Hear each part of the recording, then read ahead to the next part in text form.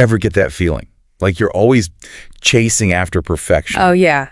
Like Yeah. nailing a presentation at work. Yeah. Or finally hitting inbox 0.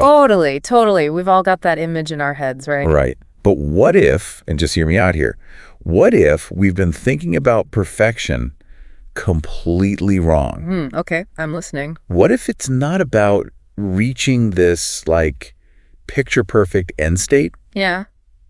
but more about the journey, about how we orient ourselves along the way? Okay, I like where you're going with this. We're diving into this historical text on spiritual growth today, and it totally flipped the script for me on this whole perfection thing. Oh, really? Lay it on me. So get this. It basically says that perfection isn't about, like, wrapping your head around some big, complex theological idea. Right. It's not even about completely getting some divine plan. Yeah. It's about taking action.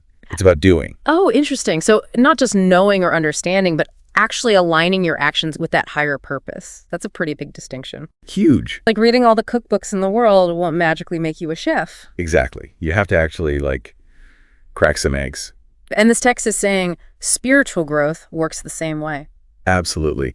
And it really emphasizes that aligning yourself, like really striving to live in line with that higher purpose, it's a process. Right. It happens gradually. It's not like flipping a switch and boom, you're instantly different. It's a constant evolution, right? Totally. And that totally lines up with how we think about personal growth in general. Oh, absolutely. It's about the tiny choices we make every single day, those little consistent efforts that end up shaping us. Right. And that's way more powerful than like some big dramatic gesture. Oh, 100%. You don't run a marathon by sprinting one day a year. It's the daily miles that get you there. Totally.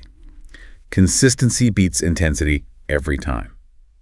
And this text, to really hammer this point home, it uses these really vivid analogies. Oh, I love a good analogy. Let's hear it. Okay, so it compares someone who understands all these theological concepts but doesn't actually live by them to a doctor who knows everything about a cure, Okay. but never actually treats their patients. Oh, wow. Okay, that's powerful. Like, what good is all that knowledge if you don't actually apply it to make a difference? Exactly. It's like knowing about fire won't actually keep you warm. Right. You have to actually scoot your chair a little closer, feel the heat to actually get the benefits. Yeah, you have to put yourself in the path of the warmth, so to speak. Totally. And I think that's such a crucial point for all of us because it's easy to get like completely stuck in our heads overthinking everything. Oh, all the time. Analysis paralysis is real. Right, but sometimes the simplest actions, like the sick person in the analogy actually taking their medicine, Right. those simple actions can lead to the biggest, most meaningful changes. So I'm curious, thinking about your own life, what would it look like to get closer to the fire for you? Is there a project you've been putting off, or maybe a way you can show up more fully for your loved ones? Well, that's a good one. I think for me, it's about being more present, like you said, putting the phone down more, actually listening. You know what else really hit me in this text? What? How it talks about embracing the unknown. Oh, interesting. Tell me more about that. It basically says we should try to accept whatever happens, good or bad, Yeah. trusting that it's all part of some bigger picture, Okay. even when we don't have all the answers. Letting go of that need to control every little thing, to overanalyze every outcome. Yeah, exactly. That's a tough one, but imagine how much lighter we'd all feel if we could really, truly embrace that idea. Right. This text makes a really interesting point. It says the holiest, the absolute best, the most divine path is the one that's kind of like determined by divine command or permission. And that really got me thinking, what if we all went through our days with that same kind of acceptance, that trust, even without like the strictly theological interpretation? Right.